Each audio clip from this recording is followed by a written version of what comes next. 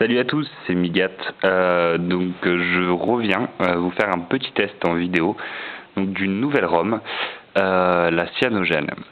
Donc je vous avais présenté auparavant sur les autres vidéos d'autres ROM Android fonctionnant toujours sous la HD2. Et donc là je vous présente cette nouvelle ROM, la Cyanogen. Pour moi c'est une ROM super belle. C'est déjà un développeur qui fait des ROM custom pour Android. Et donc là, il en a réalisé une pour le HTC HD2.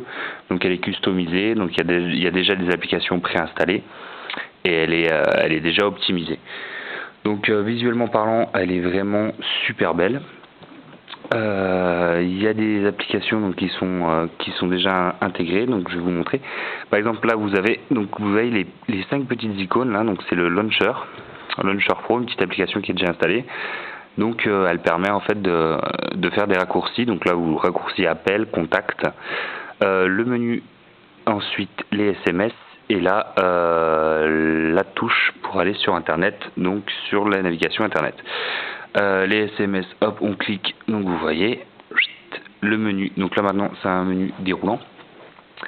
Donc super fluide, hein. Donc vous pouvez le voir, il n'y a pas de freeze, rien du tout, donc c'est vraiment super fluide. Donc ça c'est vraiment pas mal. Les contacts, hop, et les appels. Pardon, voilà. Donc la ROM est ultra fluide. Franchement, c'est pour moi la meilleure ROM qu'il y a sur le HD2. J'ai testé un peu toutes les ROM et pour moi celle-là elle est vraiment bluffante. Donc c'est vraiment une belle ROM, super fluide. Donc je vais vous montrer un peu quelques petites applications qui sont vraiment sympas.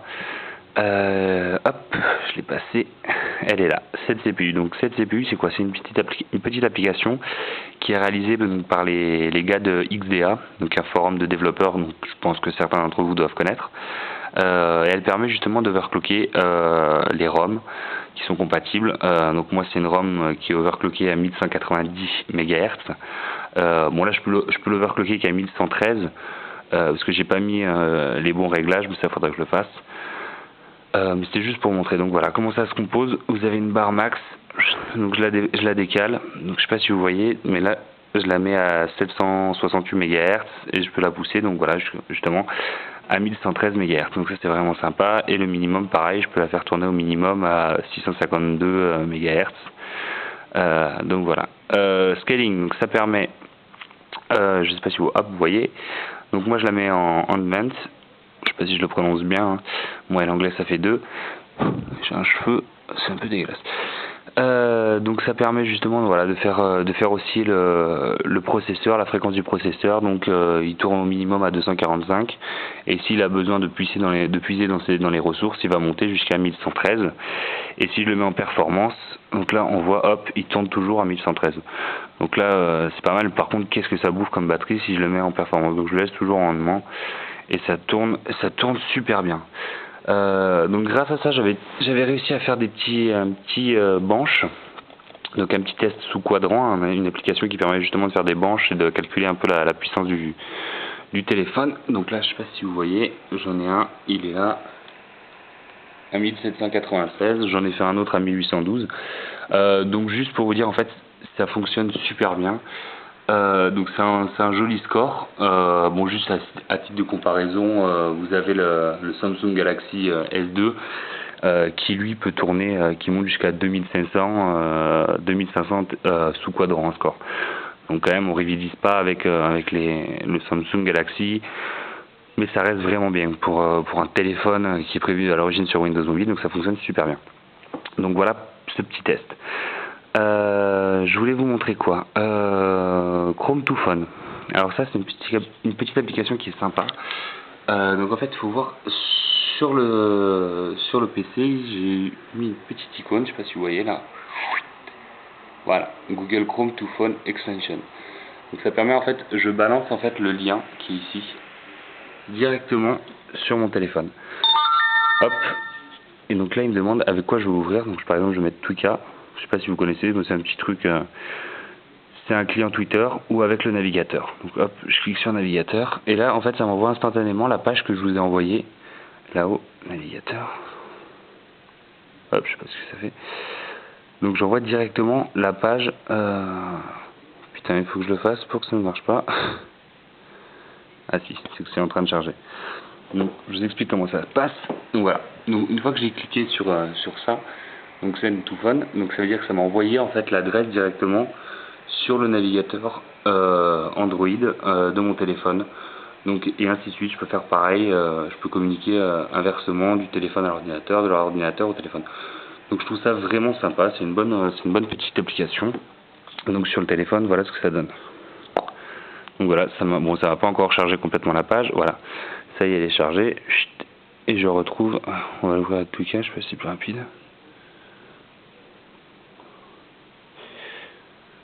Non, c'est pas plus rapide. Voilà, c'était juste pour vous dire que ça permet donc justement d'ouvrir la vidéo, d'ouvrir la page internet directement depuis son PC ou directement depuis son téléphone. Donc ça, c'est vraiment une petite application qui est vraiment sympa. Shopper, ça aussi, c'est une petite application Google qui est vraiment qui m'a bluffé. Par exemple, je prends un DVD, donc là c'est le DVD de Very Bad Trip, je le scanne, hop, je sais pas s'il rentre en grand dans l'écran.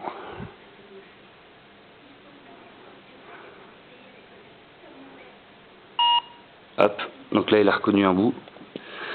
Donc là, il va chercher l'image sur internet et voilà, il me donne Very Bad Trip, directement la référence sur internet.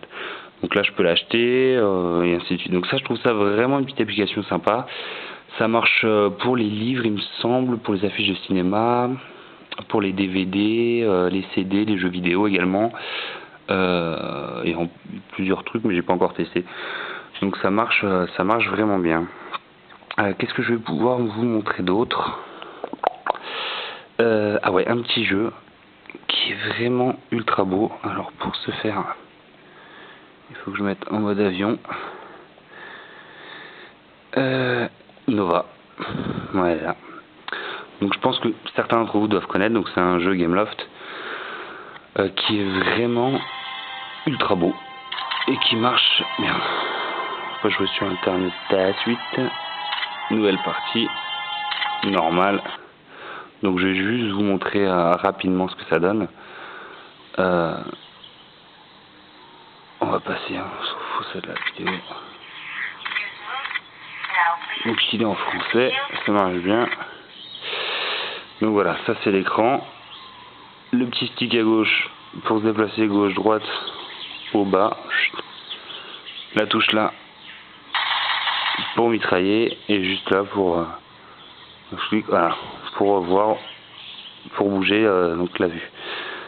Donc il est vraiment super bien fait, ça prend tout l'écran du HD2, donc comme c'est un écran déjà 4.3 pouces, le HD2 ça marche vraiment bien quoi. Je trouve ça vraiment super bien fait. C'est pour moi c'est pour moi le plus beau jeu qui est sur portable et ça peut vraiment rivaliser avec les jeux Android, avec les jeux iPhone pardon. Hop, je vais le shooter de deux mains. Ah, excusez-moi, mais j'ai essayé de sauter à une main, c'était pas facile, j'avais besoin de la deuxième, et comme je tiens la caméra, c'est un peu tendu. Hop, c'est ça, parce qu'elle part, on s'en fout. Voilà. Normalement, il devrait y avoir un peu de monde qui arrive, là. Voilà. Et là, tu mitrailles. Voilà, tu couches les mecs. C'est un peu galère à viser, hein, une main. C'est pas le meilleur jeu pour jouer à une main quoi. Voilà. J'ai tous couché, c'est plus simple. Donc voilà, donc c'est vraiment pour vous dire que c'est un jeu qui est super beau. Donc il n'y a rien à dire là-dessus. Donc voilà, toujours le taskil pour supprimer les petites applications. Qu'est-ce que je pourrais vous montrer d'autre? Sinon toutes les applications SFR marchent, hein, SFR mon compte ou SFR TV, il n'y a pas de souci, je crois que vous l'avez déjà montré, mais ça marche super bien, il n'y a pas de... Je peux vous montrer SFR TV, hop. L'application n'a pas pu s'installer car vous n'êtes pas couverture... Ah oui, parce que je suis en mode hors connexion, bon, on verra plus tard, mais en tout cas ça marche bien. Qu'est-ce que je peux vous montrer d'autre? Après Home Run Battle, normalement ça doit marcher. Ah pareil, il y a besoin de se connecter à internet pour jouer. Je sais pas trop comment ça marche. I agree. Loading. Donc pareil, c'est vraiment une application qui est vraiment jolie, celle-là. Le but c'est quoi? C'est simplement de faire des home runs. Je vous montre juste la démo parce que j'ai pas encore lancé le jeu. Voilà, touch start. Voilà, faut orienter le téléphone sur le côté gauche, droite, faut faire bouger la petite batte que vous voyez. Et voilà, et tu cliques et tu touches. Donc voilà, donc c'est pareil, c'est super beau, c'est une très belle application, un très beau jeu, Qu'est-ce que je peux vous dire d'autre? Je crois qu'on a Bump, donc qui est très connu donc sur ceux qui possèdent un iPhone, donc qui fonctionne très bien aussi sur Android, et vous pouvez communiquer donc avec l'application Android et de iPhone, ça marche super bien, j'avais testé, donc il n'y a pas de souci sur ça. Donc voilà, écoutez, c'était Migat pour ce test donc de la cyanogène. Qui marche super bien, donc honnêtement là on arrive vraiment à des versions d'Android complètement full, il n'y a pratiquement plus de bugs, ils parlent maintenant de développer sur la NAND, donc directement sur la RAM interne du téléphone, ils n'ont plus booter Android sur la SD. Donc il n'y a plus qu'à voir et à faire un autre test pour voir ce que ça va donner. S'il y a d'autres ROM, pareil, je vais vous faire des tests d'Android toujours. Donc voilà, pareil, si vous avez des questions, n'hésitez pas à vous les poser, j'essaye de vous y répondre. Allez, ciao ciao tout le monde.